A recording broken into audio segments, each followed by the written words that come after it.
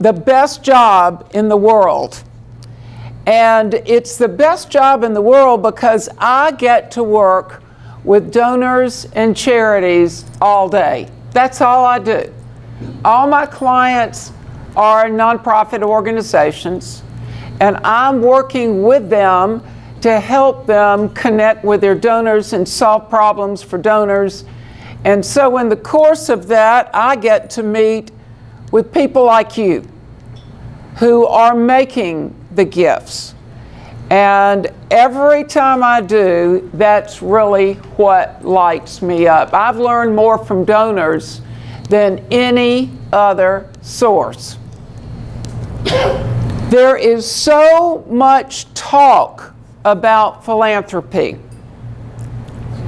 I hear about it more and more. I was raised in Montgomery, Alabama. I was one of 5 children. Daddy practiced law. We did not have a lot of money. 5 apparently was a lot of children. I can't even conceive. We had 2 boys. 5 is more than I could have managed.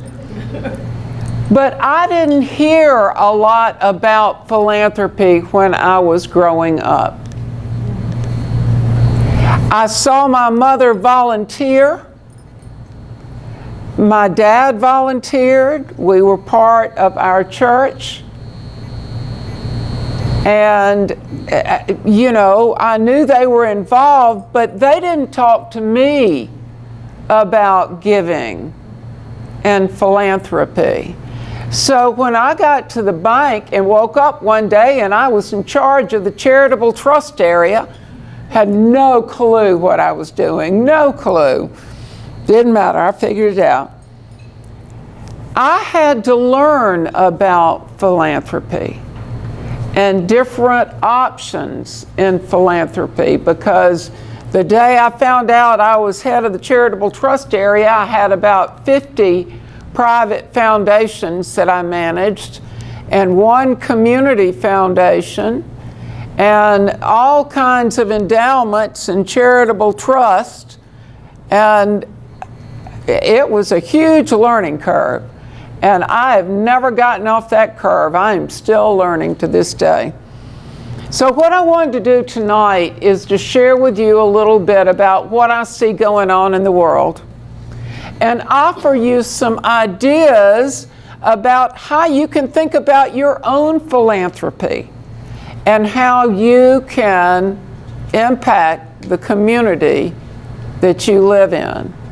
I have been all over the country and worked with a number of Jewish federations and community foundations. I've taught at some of the national conferences, and I must confess to you that I'm a Presbyterian. It won't hold it against you. I know. And the game laws will protect you. We're connected. I've figured this out. All of us were connected.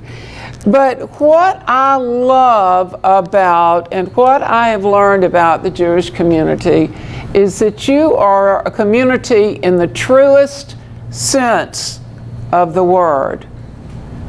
That you have more generational commitment and connection and a broader, not just nationwide, but international connection than I've seen. I wish it for my church and our community.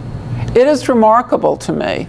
And it is not only the faith and the culture, but you have some deeper connection that I admire and I wish for my own.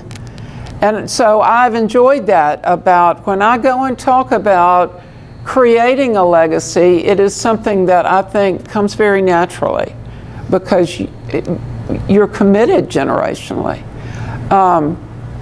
So with that said, let me tell you what I see in the world of philanthropy. One, I'm seeing more and more engagement around philanthropy, more and more families talking about philanthropy, and more generations engaging in philanthropy, although each generation is different. The older generations that I've worked with, I'm in the baby boomer generation, the generation of my mothers and fathers, that age, even my grandmothers. In those generations, what I saw when I saw philanthropy was a check going to charity and letting the charity decide what to do. In my generation, I'm seeing more leaning into the gift, opinions, wanting to know more about the impact the gift will have. What I see from the millennials, that generation, is less about giving and more about involvement. They've got hands in. They want to touch and be involved in what they're giving to. Very interesting, different styles. I think that's one of our challenges as parents, as grandparents. One of our challenges at community foundations. I chair our community foundation board. I've got Jim's job in Birmingham for our community foundation. And that's a struggle for us. How do we get everybody on that same page to discuss this? So I see donors now more and more as demanding. They're interested. They ask questions. They want to know the results. They want to see the impact. And they give for outcomes. They give to achieve results. And every conversation I have with a donor takes me to that place. I have worked, here's something I learned. I had this light bulb moment about 3 or 4 years ago. When I work with donors, I don't have any donors as clients. So these are all donors to my charities. But I had a week where on a Tuesday, and I know that Tracy has heard this story because it was such a big awakening to me. But on a Tuesday, I had a phone call with a donor for a client of mine in Washington who wanted to make a $1,000 gift. And he wanted to make it in the most cost-effective way that he could make it. And so we talked. And I spent 45 minutes on the phone with him, asking him about how long he had been involved with this organization. He had been a volunteer for 20 years. And why he loved this organization so much. And what he hoped to achieve with his gift. And I have never heard as much passion around a $1,000 gift in all of my life. This was an important gift to this man. He didn't have a lot of assets, but he wanted to use this gift for their volunteer program because it had changed his life. So the last part of the conversation, really, we talked very quickly about how to do that. I recommended that he simply take a portion of his IRA and dedicate it to that organization, that was the most tax-effective way to do that. 3 days later, I was in Atlanta talking to another donor. And I was there because the assets were complex. A lot of partnerships, LLCs, LLPs, C Corps, S Corps, different percentages of each underlying asset for all these businesses was real estate. And the gift size was a little different. It was $100 million. And he was creating an endowment with most of that. And it was the organization's first endowment. And that's why I was at the table. And here was my light bulb moment.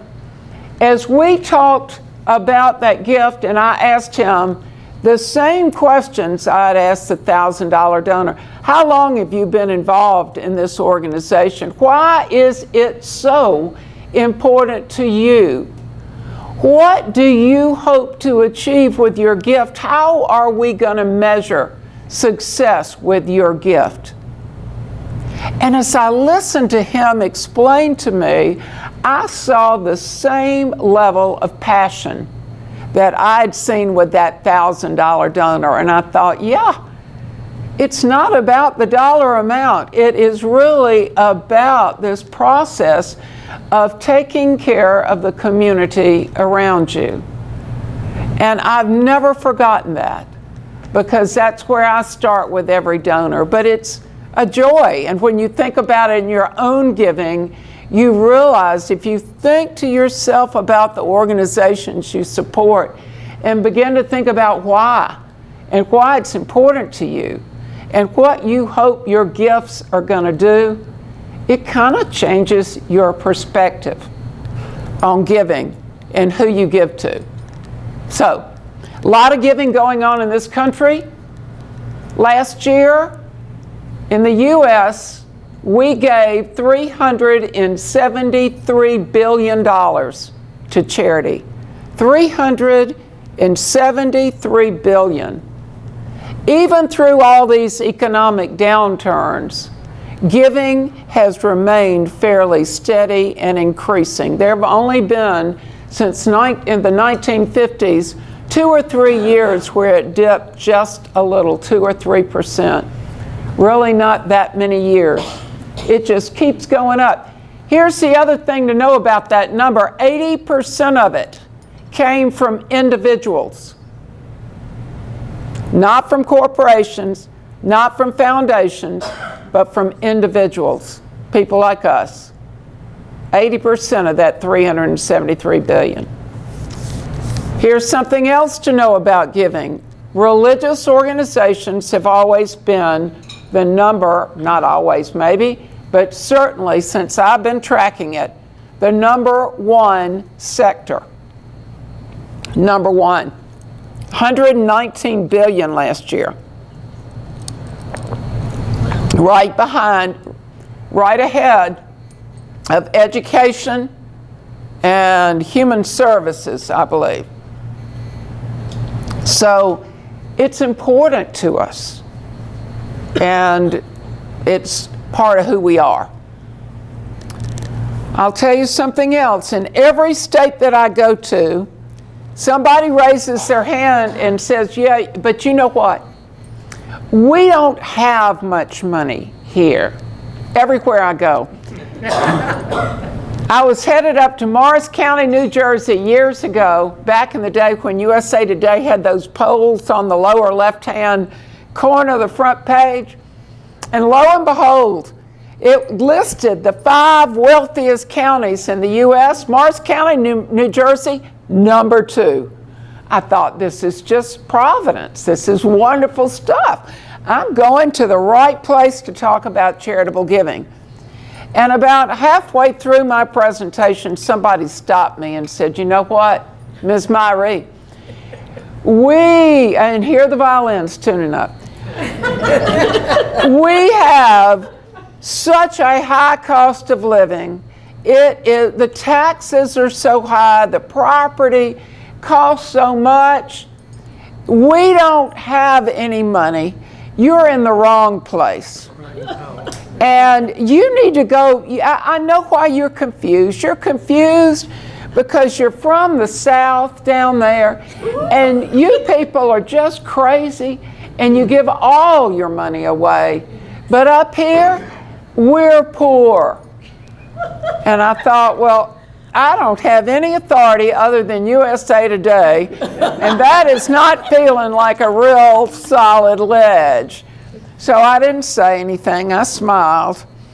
And about 4 or 5 months later, I was in Atlanta, Georgia, doing the same thing, and somebody stopped me, and they said, you know, we live in the South where nobody has any money.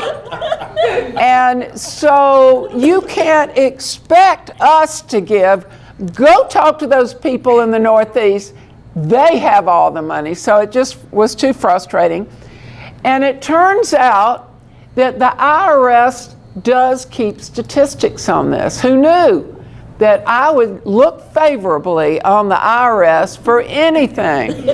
And yet they do. They take all the tax returns and they crunch the information. And here's what they've told me about Arizona.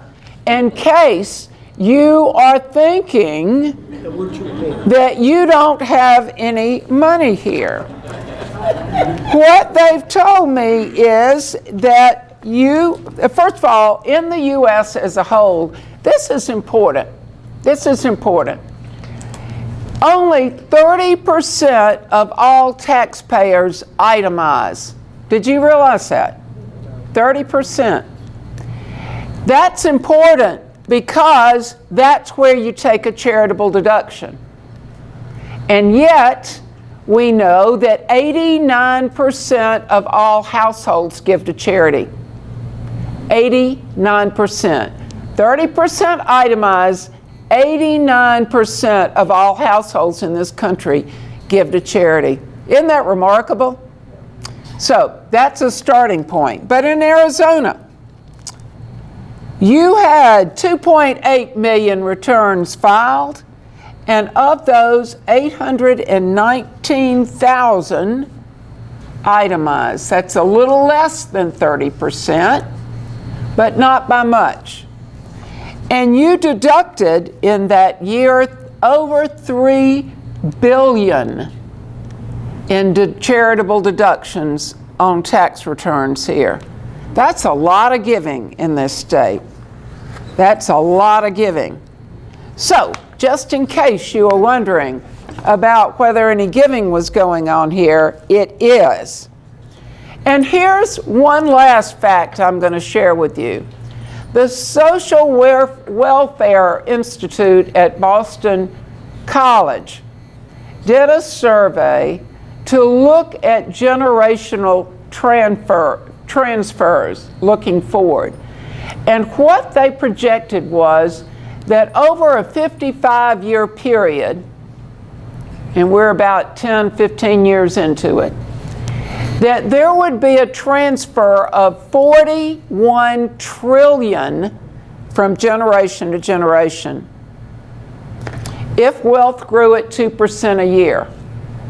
If it grew at 4% a year, that number would be 136 trillion. That's a lot of money in play. So now we're back to talking about philanthropy and families. One of the biggest questions I get from people, and I'll tell you, for years I wrote a book on family foundations. I have a friend of mine who's an attorney in Washington, and he and I wrote a book called Family Foundation Handbook. And for about 13, 14 years, we edited it every year. I recently gave it up. Too much work. Life is short. But I spent a lot of time looking at family foundations, private foundations. And in the course of that, I looked at a lot of numbers. I got to know a lot of people with family foundations. And here's a surprising fact. I spent more time, people who come to me and want some sort of form of family philanthropy always think about private foundations first. It seems like sort of back in Mom and Dad's day, the Cadillac. Everybody wanted the Cadillac.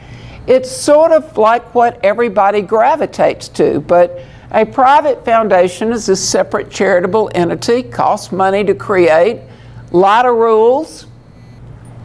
And what I learned over the years is that most donors were less interested in the rules and more interested in teaching their family how to be good philanthropists. They were interested in learning how to be good philanthropists, and they were interested in teaching their families how to be good philanthropists. So while I love private foundations, what I've come to learn is that there are a lot of options for family philanthropy, but it doesn't have to be complicated. So you can go create a private foundation A private foundation is a separate charitable entity. The rules that it has are due to the fact that when you create one, you have absolute control of the giving decisions. You can choose the board, you can make decisions on what area of philanthropy you want to support, all up to you. And for that control, there are some rules. Private foundations pay tax. Not a lot of tax, but they pay tax. They have to distribute 5% of their assets a year. And so there's some self-dealing rules. You have to be real careful that you don't do anything that would benefit you personally or benefit your family. There are other entities you can create too that can be very complex. Supporting organizations, lead trust, all kind of things. But what I learned was that at the core of this is really teaching children how to be effective philanthropists. And you've probably all heard, I call this kitchen table philanthropy. What I advise people to do when they come to me and ask how to create an entity for their family to come together in giving, I suggest kitchen table philanthropy. And here's how it works. You can start with children or grandchildren as young as 8 or 9. And let's bring them to the kitchen table. And let's give them each $50, $100. The amount really doesn't matter that much.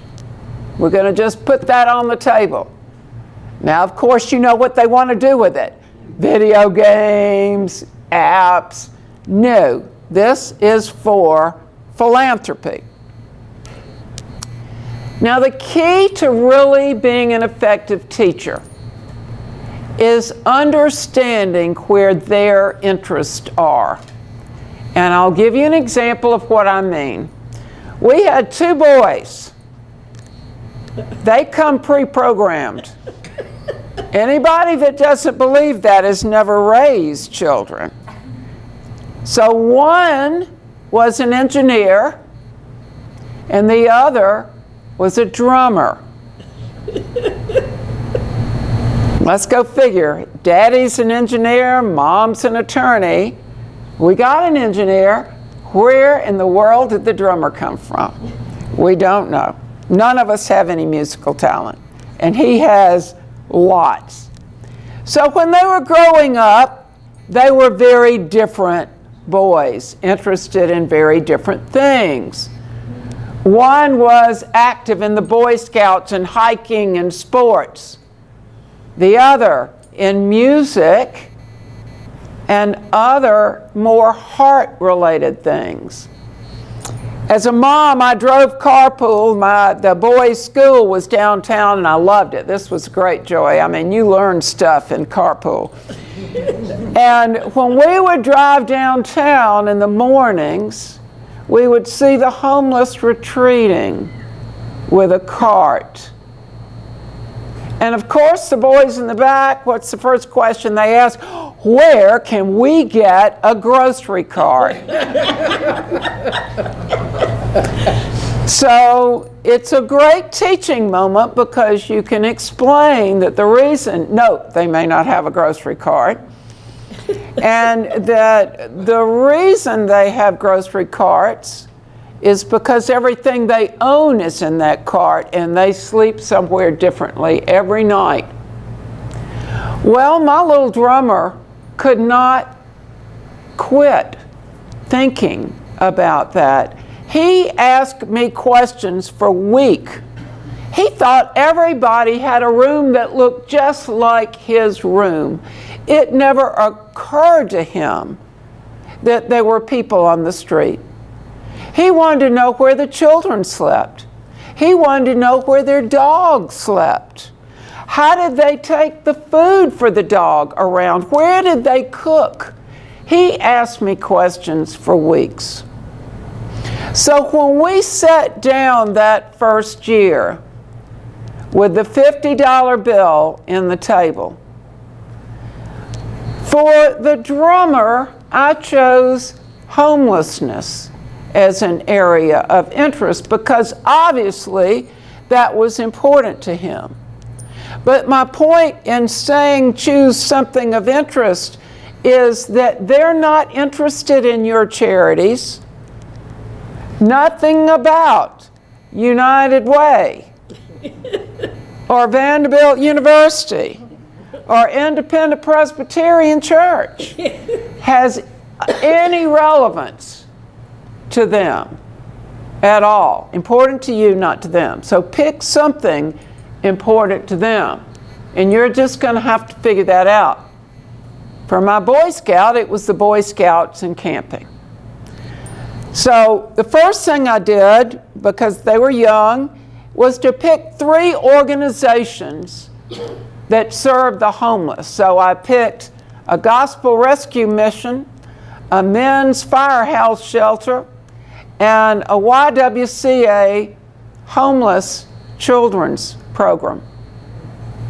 And the first thing we did was to go to the internet, and they're better at this than I am and you are. They're very agile at an early age.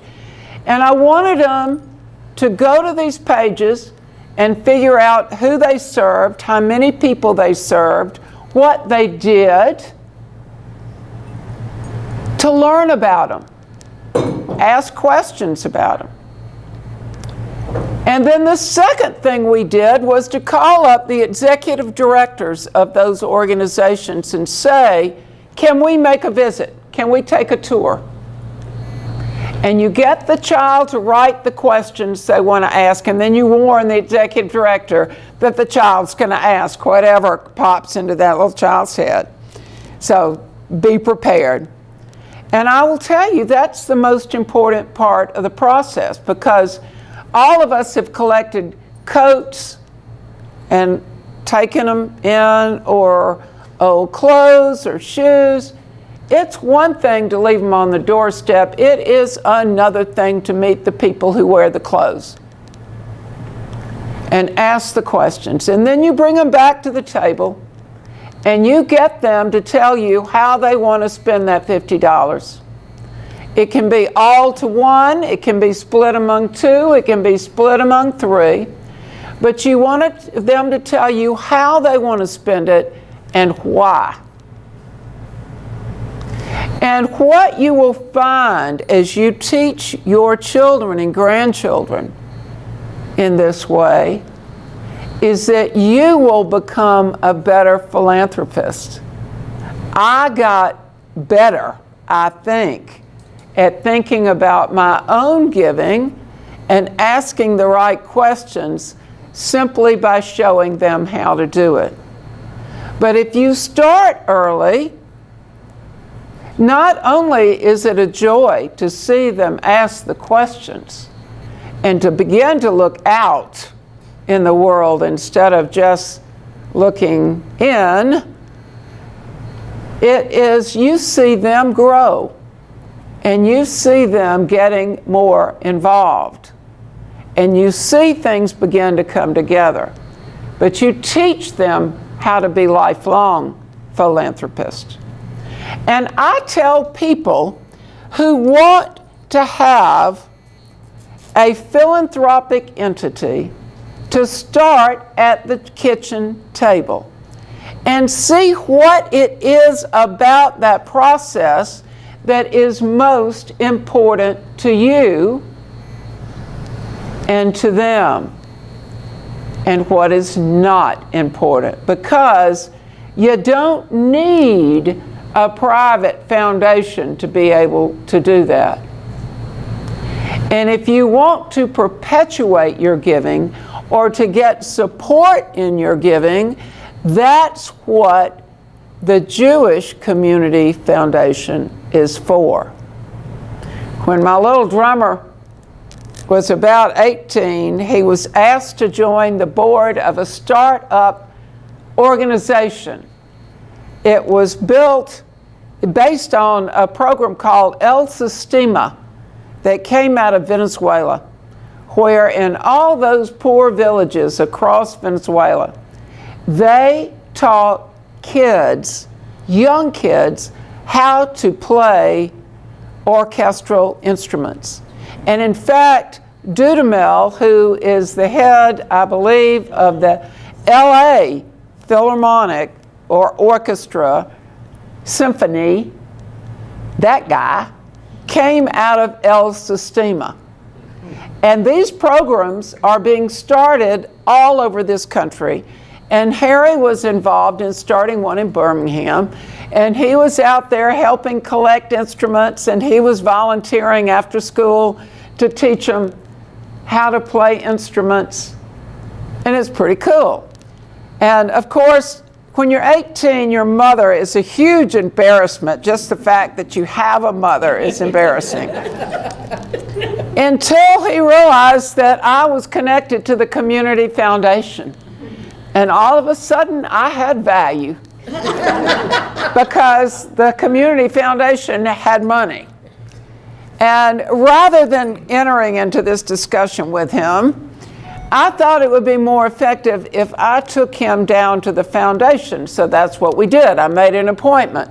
We went and talked to the program officer at our foundation. And what I asked that program officer to do is to share with Harry the other organizations that had tried something like this before and failed, the ones that were doing it now and succeeding, and then what it would take to get money from the Community Foundation for his project, so that I would not be the bad guy, but also because I didn't know as much as they knew. And it was a great experience, and so I continue to use our foundation when I want to invest in the community, whether it's in the areas of education or health care or mental health, because they know a lot more and I can make more informed gifts. So obviously, if I chair our foundation, you know I'm kind of dyed in the wool. I'm very committed to it, but I use it because they're very good at what they do, just as this foundation is very good at what it does. And they were helpful to my son. So it's helpful to have someone that can continue that conversation with him. Now, I've worked, as I've told you, a long time in this area, but what I've chosen to do personally is to use a donor advised fund at the foundation for our family's giving. Because it's less expensive, it's less complex, it will continue generationally, and you've got backup and support to guide it. I don't have to go hire my own program officer. Some of the bigger foundations I work with have big staffs, the private foundations, and that's good. If you have $100 million, you can afford a staff. I don't believe I'm headed towards a $100 million foundation. I don't think, unless, and I don't buy lottery tickets, so I'm not seeing that in my future. But I guess what I would tell you is I want all of you, I would encourage all of you to think about your own philanthropic goals and what is important to you. I would ask you all to think about your children, your grandchildren, your community, and what's important to you. I would guess that if I talked to each one of you one-on-one, each one of you has had different life experiences and has different priorities. And you ought to follow your priorities. This community foundation is a broad platform. It can help you with all of them. And in the last year, They contributed, they gave out a lot of donors through donor advised funds, and the foundation through grants distributed $5.7 million in this community. They know a lot about it. But think about your own impact and how you're going to have that impact. Think about the form that will take, whether it is an endowment, whether it is a separate entity. Think about whether you want to involve your family or not. Some families let everybody go off and do their own. Others like to bring the family together around a platform.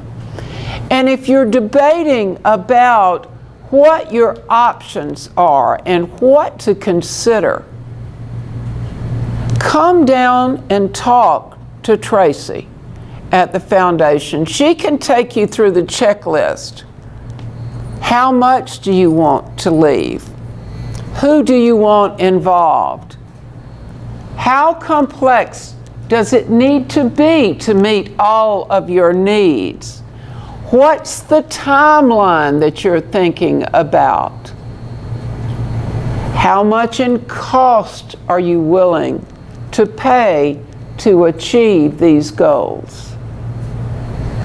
Those are the questions that I ask anyone. But I start with the more practical parts of it, the who and the why. And it's interesting as you walk down that road to think about it. So, I've got some handouts here that kind of hit all the points we've talked about. Go into more detail on the types of charitable entities that there are out there. But to me, the heart is the most important part of all. The heart and the personal goals, and just thinking about how you want to go about that. And I would encourage all of you to test drive Kitchen Table Philanthropy. Maybe your children won't sit down at the table. They've gotten too old for that, but those grandchildren will. They will think it is a good exercise and fun to do. And you have never had as much fun as teaching young minds about how to give back to the world around them. Well, we're going to say thank you. Thank you. Enjoyed it.